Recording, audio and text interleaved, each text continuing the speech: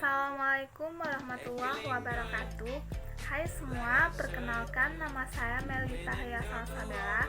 Saya menempuh pendidikan di Universitas Batanghari Jambi dengan prodi Pendidikan Sejarah. NIM saya 1900887201010. Nah, pada kesempatan video kali ini saya berkesempatan membahas suatu suku apa saja yang ada di Indonesia. Sebelum saya membahas suku yang ada di Indonesia, perlu Anda ketahui bahwa suku tertua di dunia itu ada dua, yaitu suku Aborigi di Australia dan suku Kerinci di Indonesia. Jadi, di sini saya juga berkesempatan membahas suku-suku yang ada di Indonesia, tetapi saya hanya berkesempatan membahas satu suku, yaitu suku Kerinci.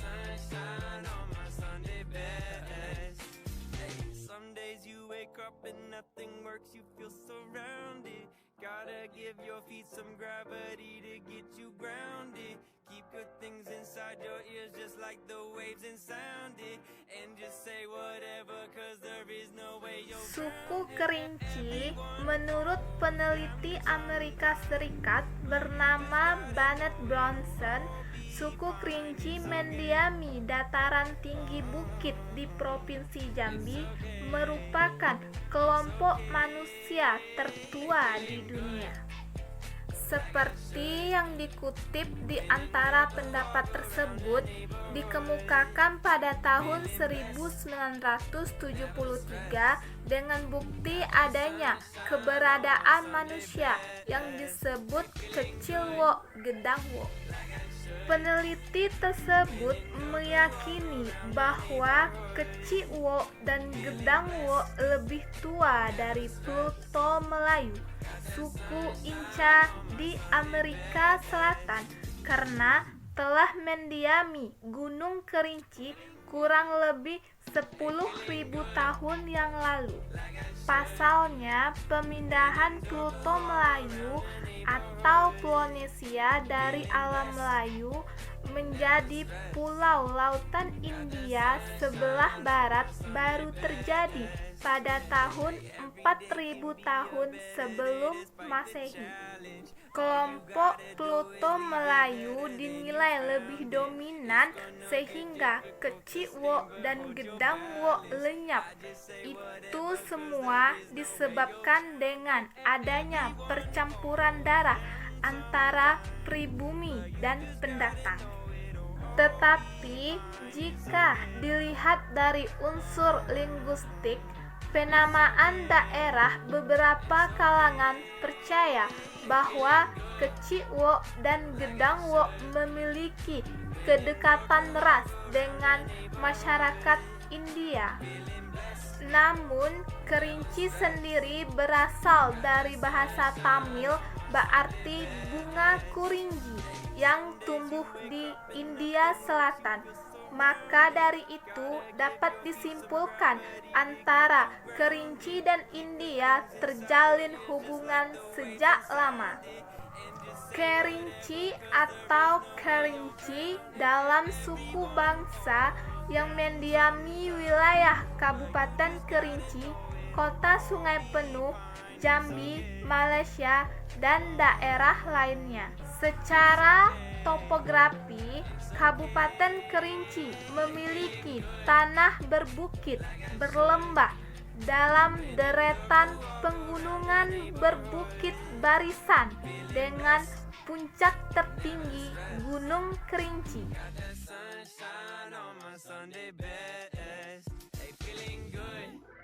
Bahwasanya orang Kerinci termasuk kelompok suku bangsa asli yang mula-mula ada di Sumatera, kemudian dikenal dengan Kecilwo Gedangwo. Nah, jadi letak geografis suku Kerinci ini yaitu Kerinci berada di ujung barat Provinsi Jambi dengan batas wilayah sebelah utara Provinsi Samudra Barat Minangkabau, sebelah selatan Provinsi Bengkulu, dan sebelah barat Provinsi Samudra Barat Timur. Daerah Kerinci ditetapkan sebagai Kabupaten Kerinci sejak awal berdirinya Provinsi Jambi, dengan pusat pemerintahan Kota Sungai Penuh, dengan Kerinci memiliki luas 4.200 km, terdiri atas 11 kecamatan yang merupakan rangkaian kampung dan pemukiman. Berikutnya kita membahas tentang rumah adat yang ada di Kerinci. Gimana sih bentuk rumah adat yang ada di Kerinci?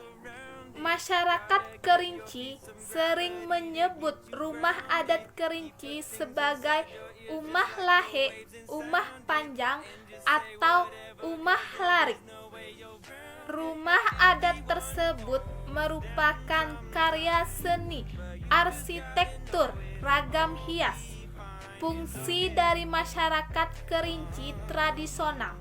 Secara turun-temurun, tata cara pembuatan rumah adat tersebut diwariskan.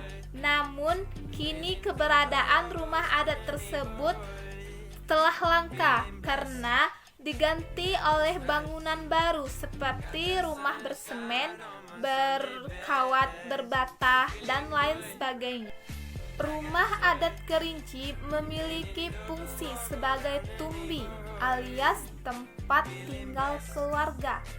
Setiap keluarga dipimpin oleh seorang nenek mama, terdiri dari bangunan panjang berbentuk panggung dengan deretan petakan yang sering terhubung. Dapat disesuaikan dengan jumlah anggota keluarga yang menempati karena tidak ada ukuran tertentu. Bangunan tersebut umumnya setiap keluarga menempati satu petak dengan ukuran panjang 8 meter dan lebar 6 meter. Struktur panjang yang tersambung layaknya gerbong kereta biasanya dibangun di pinggir jalan utama. Pondasinya bukan dari material permanen, tetapi tumpukan batu alam sebagai tempat tiang. Di dindingnya juga menggunakan pasak serta tambang ijuk sebagai pengikat. Mulanya bagian atap menggunakan bahan ijuk, kini diganti dengan genteng kayu atau seng yang lebih kuat. Sebelumnya bagian dinding menggunakan kulit kayu atau kelupup dan bambu yang disamak atau pelupup, dan bagian lantai dengan papan.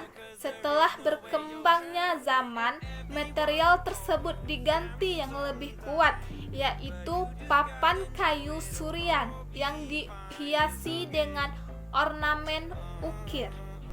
Nah, bagian bawah rumah umin atau uming sebagai tempat penyimpanan barang pertanian dan sebagai tempat kandang ternak.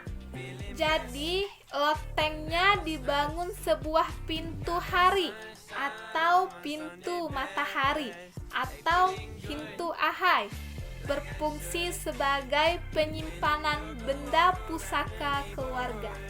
Jadi di bagian depan rumahnya dibangun beranda atau berupa panggung kecil atau plaza yang terhubung langsung dengan tangga kecil untuk memasuki rumah. Nah, beranda atau plaza tersebut digunakan untuk bersantai atau berkumpul di sore hari. Berikutnya kita membahas tentang pakaian adat suku Kerinci. Untuk perempuan kerinci sering memakai kuluk, yaitu terbuat dari kain merah dan 2 buah yang diisi kapas. Selanjutnya sering memakai baju kurung, yaitu baju panjang hingga lutut, lengan panjang berwarna merah bersulang emas, ujung lengannya tidak berkerah. Selanjutnya sering memakai tahap atau terap, yaitu kain bahan terbuat dari songket merah. Dan selanjutnya ada selempang, yaitu terbuat dari songket, gelang terbuat dari kuningan, kalung juga terbuat dari kuningan, dan hiasan kepala umbai tembaga. Untuk laki-laki juga memakai baju dan celana, tetapi bajunya teluk belango warna hitam dihiasi sulam benang emas di dadanya. Selempang berupa sarung yang dipasang di pinggang dan keris sebagai lambang kesaktian. Poin selanjutnya yaitu bahasa kerinci, yaitu bahasa tersebut dalam rumpunnya bahasa Austronesia. Ragam dialeknya sangat tinggi bila dilihat dari dialek tuturnya. Contoh salah satu bahasa kerinci yaitu seperti ayah disebut dengan apa atau bapak. Ibu disebut dengan ende atau emak. Kalau nenek disebut dengan tino atau nino. Kalau kakek disebut dengan nyantan atau nanggut. Misalnya kalau aku disebut dengan aku atau kanti. Kalau kamu disebut kayo. Nah, itulah contoh bahasa kerinci. Tetapi di kerinci ini juga memiliki banyak beragam bahasa. Setiap desa memiliki beragam bahasa. Lain desanya, lain pula bahasanya. Poin yang terakhir yaitu makanan khas kerinci. Apa sih makanan khas kerinci? Makanan khas kerinci ada cabewo, dendeng batoko, nasi beras payo, kencur beru atau lemang kantong semar, soto semurup kerinci, gulai ikan semah, air serbuk kawo, yaitu air khas kerinci yang ada sejak awal penjajahan Belanda, dan yang terakhir adalah dodol kentang.